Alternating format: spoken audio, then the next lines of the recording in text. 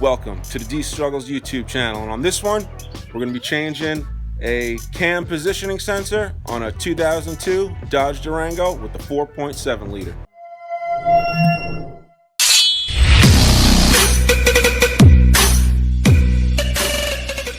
I got my son's 2001 Dodge Durango here with the 4.7 liter in it, and she threw me a code, the P1391, loss of cam or crank. So the two simple remedies to try to eliminate that code is changing either the crank positioning sensor or the cam positioning sensor. So the first thing we got to do is actually get at it so we can change it. So yeah, it's right down in here, right underneath the head on the passenger side of the vehicle. So yeah, we're gonna have to take out this airbox so we can get some good room here and we can work like a gentleman. We're gonna loosen this clamp right here, and then we're gonna pop this hose off.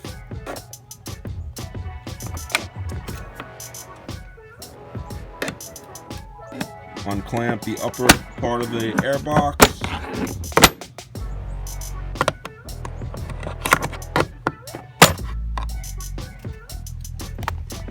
And then we're able to take this out. Then we have to take this 10mm out. Get the screen out of the way.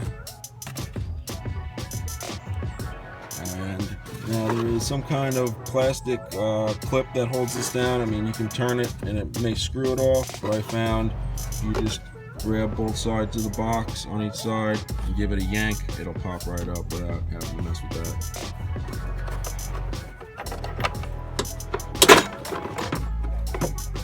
And then you want to tilt it up and then slowly twist it as you're tilting it up to get this out nice and easily. That's it. And then your cam sensor's right here. You just got to find the little button on the clip, push it in, and push down. Using both hands usually works great. Alright, we got that off. Now there is a 10mm bolt. Using a ratchet with the 10mm socket. Alright, we got out the little 10mm bolt, and we got to pull out that sensor.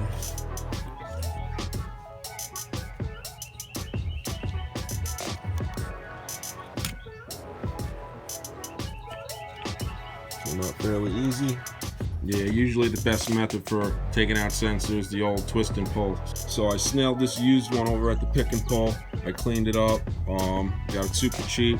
Hopefully it's gonna work.